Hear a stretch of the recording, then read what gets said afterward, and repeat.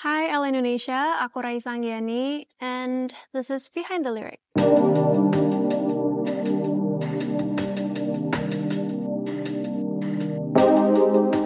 So, hari ini kita udah punya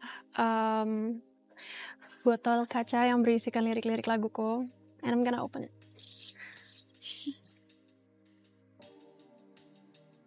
Oh, oke, aku nyanyiin kali ya.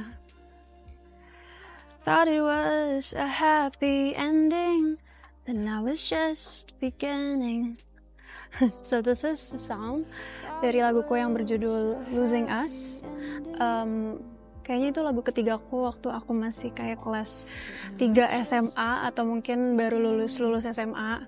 It was a very sad song, and ceritanya itu adalah tentang toxic relationship yang dimana aku melihat banyak banget remaja, atau sebenarnya nggak hanya remaja sih, kayak dari semua range umur mungkin minimal satu kali pernah merasakan dalam kehidupannya dimana dia sangat-sangat menginginkan orang ini, but knowing bahwa mereka itu tidak baik untuk diri kita. Jadi I don't know, it was like a sad and heartbreak song, tapi sebenarnya ada realization tersendiri di dalam lagu ini.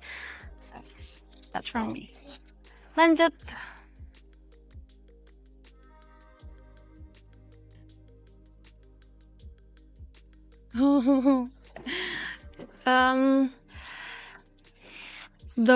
Though you're still my favorite place on earth, but I am no good for you. Oh, ini dari lagu aku yang judulnya And If We Don't Belong Together. Kayaknya bisa dilihat dari judulnya sendiri, And If We Don't Belong Together. Ini sebenarnya lagunya bukan yang heartbreak banget, tapi aku juga sih sebenarnya waktu itu ini cukup dari kisah pengalaman pribadi yang dimana I have so many things yang aku tuh kadang takutkan di dalam hubungan, dimana kayak what if endingnya tuh nggak happy, what if nanti bakal ada heartbreak selanjutnya dan lain-lain. Jadi akhirnya kayak aku menuliskan kayak And If We Don't Belong Together, tapi endingnya itu di liriknya kayak But if we do belong together, we're gonna stick until the end of this life lah, intinya kayak gitu. Jadi itu lebih kayak lagu what if dan kayak ketakutan yang menurut aku cukup relate kepada tentunya diriku dan mungkin orang-orang sekitar. Engkaulah pahlawanku, lagu cintaku, pelukanmu tenangkan hatiku, kau cinta sejatiku. Segini lagunya. Jadi ini sebenarnya judulnya lagu Cinta Untuk Mama. Aku rilis tahun lalu sepertinya, atau akhir tahun. Nggak tahun ini, 2025. Jadi ini sebenarnya ada korelasinya sama film pertama yang aku mainkan di tahun ini, judulnya lagu Cinta Untuk Mama. Dan di situ aku nulis lagu pastinya, tapi bareng-bareng juga sama komposer namanya Om Peter Taslim, dan juga dikompos sama Andi Rianto. Pertama kalinya aku kerja bareng mereka, tapi kita tuh kayak konsepnya kayak mandiri ya. Jadi aku nulis sendirinya juga di rumah beberapa part, terus juga receive lirik-lirik dari mereka, and it was very fun.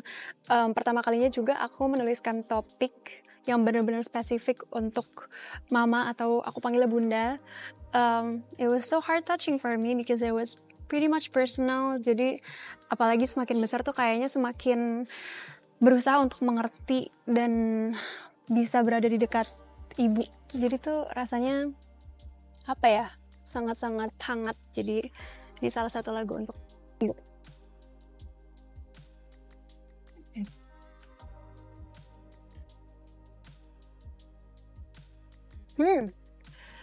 Banyak orang yang bilang melupa tak kenal waktu. Iyakah benar? Jadi ini lagu aku kayak di tahun 2021 atau 2022. Judulnya adalah Lagi-Lagi. Emang tagline-nya tuh lagi-lagi aku merindu. Jadi mungkin kembali untuk ke masa menggalau dan merindukan seseorang, dan trying to moving on, tapi juga menyadari bahwa emang belum benar-benar move on. Jadi di sini liriknya banyak orang yang bilang melupa tak kenal waktu. Ya kan benar, karena menurut aku kayak secepat apapun waktu berjalan, kalau misalnya hatinya masih di situ ya kayak di situ gitu. Itu dia mungkin dari lagi-lagi. Dan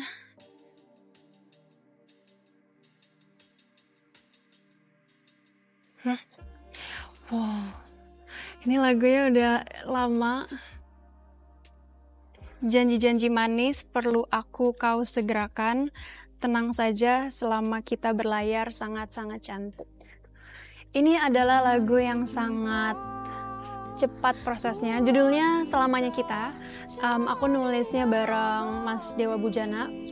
Jadi first meeting kita, pertama kali kita ketemu itu ada di salah satu studio gitu.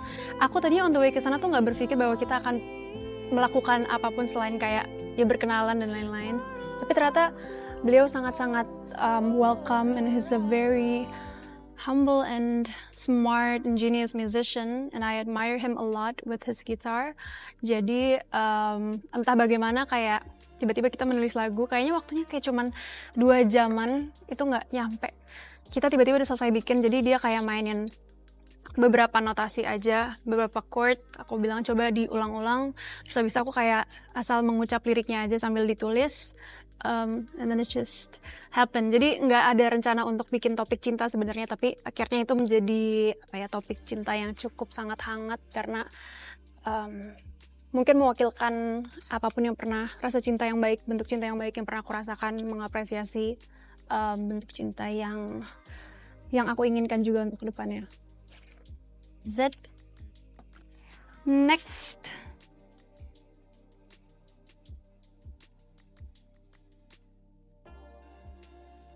Oh, jadikan semuanya lebih sederhana saja. Kau lengkapkan aku, ku utuhkan jiwamu.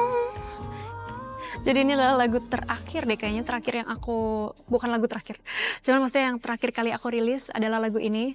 Judulnya adalah Gemercik Asmara. Proses produksinya adalah sangat-sangat menyenangkan bagiku.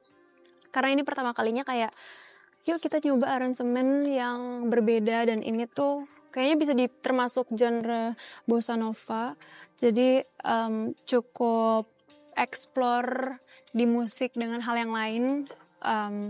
Dan lagi-lagi tentang topik cinta yang lagi kasmaran dan PDKT dan menyenangkan.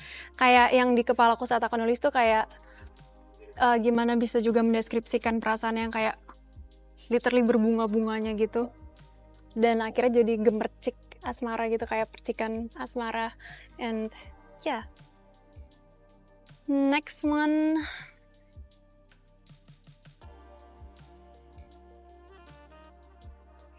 Yang kau inginkan penghapusan usia dan dunia.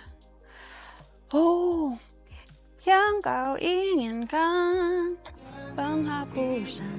Ini judulnya A Makna. Pertama kalinya aku kolaborasi sama Mantra Futura. Dan ini sebenarnya adalah lagu yang ditulis sama Kak Tristan, Kak Zaki, Mantra Futura, and team.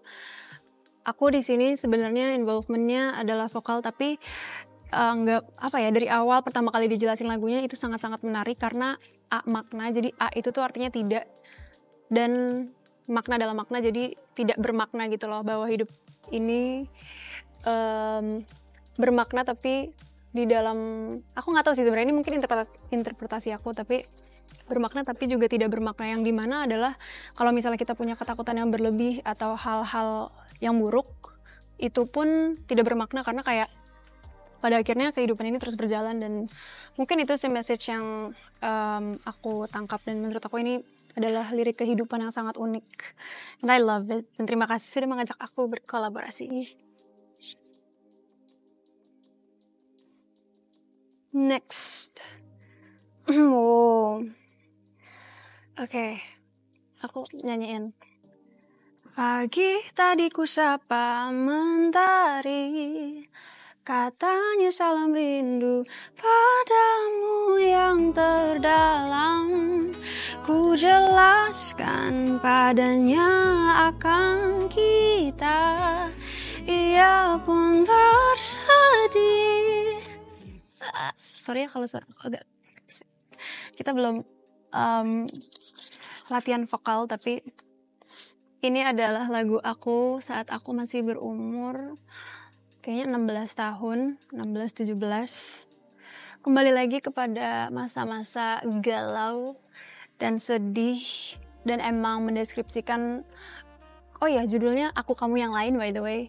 Aku Kamu Yang Lain mungkin bisa dilihat dari judulnya. Jadi dimana aku dengan jalan aku dan kamu dengan jalan kamu, tapi mungkin juga dipertemukan, mungkin nanti kedepannya akan dipertemukan dengan aku yang lain dan kamu yang lain. Jadi kembali lagi kepada kerinduan tapi juga mengikhlaskan, seperti itu. Kenapa ya sedih banget ya kayaknya anak-anak. Oke. Oh, ini adalah lagu Jika Nanti. Jadikanku angin tenang yang kukuh, menjagamu selalu, beriring tanpa celah selamanya. I love this song so much karena menurut aku ini lagunya sangat simple dan sederhana, tapi liriknya kayak cukup bercerita, cukup mendeskripsikan apa yang aku inginkan di masa depan nanti. Jadi jika nanti itu adalah kejika-jikaan yang aku inginkan untuk masa depanku. Pokoknya semoga kalian juga suka kalau kalian dengar. Dimana cinta ini tuh menjadikan aku angin tenang yang kukuh. Angin tenang tuh kayak steady, nggak yang kemana-mana. Jadi damai gitu rasanya. Terus beriring tanpa celah, dimana artinya adalah dia menemani aku tanpa ada gap atau hal-hal buruk yang berada di tengah kita.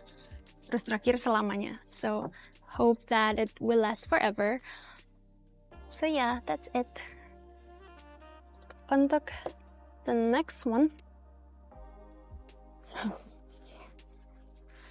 I'm broke and hopeless too, wishing I could get back to you. Jadi ini adalah lagu pertama aku. Pertama kali aku rilis lagu 2020. Dan itu kayaknya kembali lagi aku masih SMA dan balik lagi ke masa-masa yang benar-benar mencurahkan apa yang ada di kepala, tapi ini berkolaborasi dengan Arash Buana.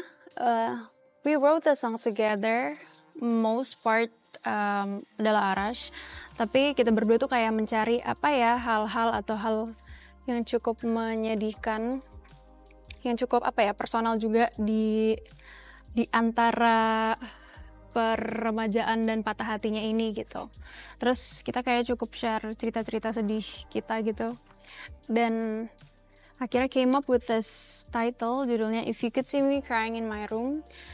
Awalnya tuh kayak dia benar-benar dari pertama kali langsung If you could see me crying in my room. Jadi dia udah punya nada dengan judul itu. Terus selanjutnya kayak kita bikin topik di dalam situ gitu loh, dimana kayak if only dia bisa melihat kita bersedih, mungkin akan lebih berbeda gitu. Karena kan kebanyakan dari kita tuh nggak bisa banyak menyuarakan perasaan sedih kita atau amarah kita atau hal-hal yang kita rasakan, dan semuanya tuh kadang tersimpan di kamar gitu. Dan kadang ada keinginan lebih untuk kayak the loved one bisa mengerti kita the way our position is now. Dan ya menurut aku itu topik yang cukup unik dan aku sangat suka lagunya, dan masih aku nyanyikan juga di setlist aku sampai sekarang. And yeah, that's it. Yay! I'm so happy untuk explaining ini semua karena I guess this is my very first time explaining what's behind my song. Seneng banget sama seluruh proses yang pernah terjadi di permusikan aku, dan seneng juga nge-receive komentar baik atau masukan-masukan baik dari orang-orang. Semoga kedepannya kalian juga menyukai karyaku yang selanjutnya. And yeah, I guess that was it. Thank you so much Elle Indonesia udah memberi aku oportunitas untuk menjelaskan ini. I'll see you guys. Bye.